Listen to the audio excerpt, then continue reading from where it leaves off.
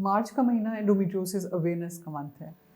इसमें एंडोमेट्रियोसिस की कंडीशन के बारे में बताया जाता है और इससे क्या कॉम्प्लिकेशंस होती हैं उसके बारे में अवेयर किया जाता है, ताकि पेशेंट्स को इस चीज़ की मालूमात हों और उसके मुताबिक वो अपना ट्रीटमेंट फौरी तौर पे लेना शुरू कर दें। आज की इस वीडियो में मैं एंडोमेट्रियोसिस के बारे में आपको डिटेल से बताऊंगी। अस्सलाम वालेकुम, मेरा नाम डॉक्टर सबाहत खान है। मैं डॉक्टर्स हॉस्पिटल और उमर हॉस्पिटल जोहर टाउन में as consultant gynaecologist and IVF specialist practice करती हूँ।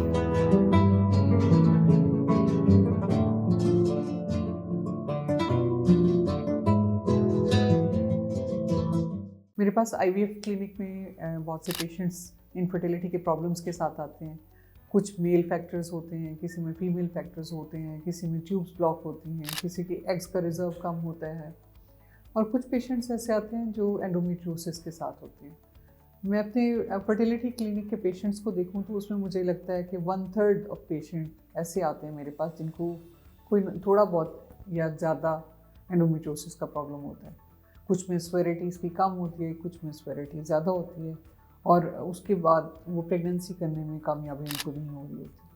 एंडोमेट्रियोसिस एक ऐसी कंडीशन है कि जिसमें जिस तरह आप माहवारी के दौरान आपकी बच्चेदानी ब्लीड करती है, उसी तरह आपके पेट के अंदर भी छोटे छोटे एंडोमेट्रियोटिक स्पॉट्स बने हुए होते हैं।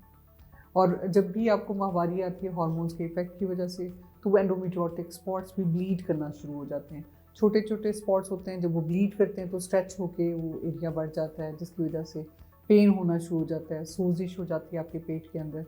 और ख़ास तौर बिलखुसूस माहवारी के दौरान ये बहुत ज़्यादा पेनफुल हो जाता है और कुछ ख़वातीन से इस पेन को टॉलरेट करना मुश्किल हो जाता है। वो अपनी रूटीन के काम काज नहीं कर सकती।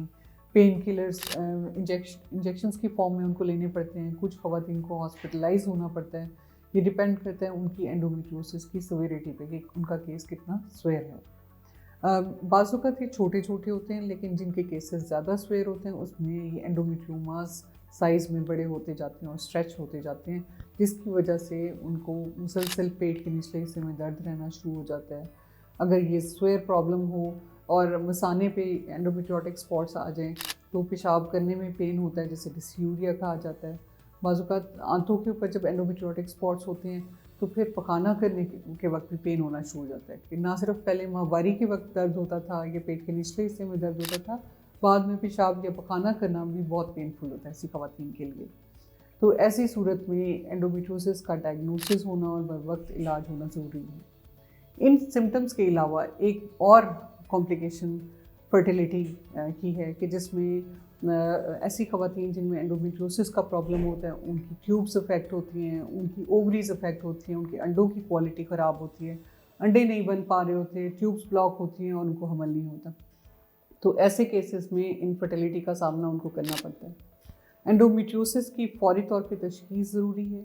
अगर अर्ली स्टेज पे डायग्नोज हो जाता है एंडोमेट्रियोसिस, जो कि हम आमतौर पे अल्ट्रासाउंड के थ्रू करते हैं, अगर उसमें छोटे छोटे एंडोमेट्रियोटिक स्पॉट्स नज़र नहीं आते, अगर बड़े बड़े एंडोमेट्रियोमास हो तो वो नज़र आते हैं, या फिर उसका गोल्ड स्टैंडर्ड डायग्नोसिस का तरीका लेप्रोस्कोपी होता है, जिसमें पेट के अंदर कैमरा डाल के देखा जाता है और वहाँ देखा जाता है कि छोटे छोटे एंडोमेट्रियोटिक स्पॉट्स हैं तो उसको उसके मुताबिक ट्रीट किया जाता है। और बड़े एंडोमेट्रियोमास हैं तो उनकी रिसेक्शन की जाती है, यानी उनको निकाला जाता है।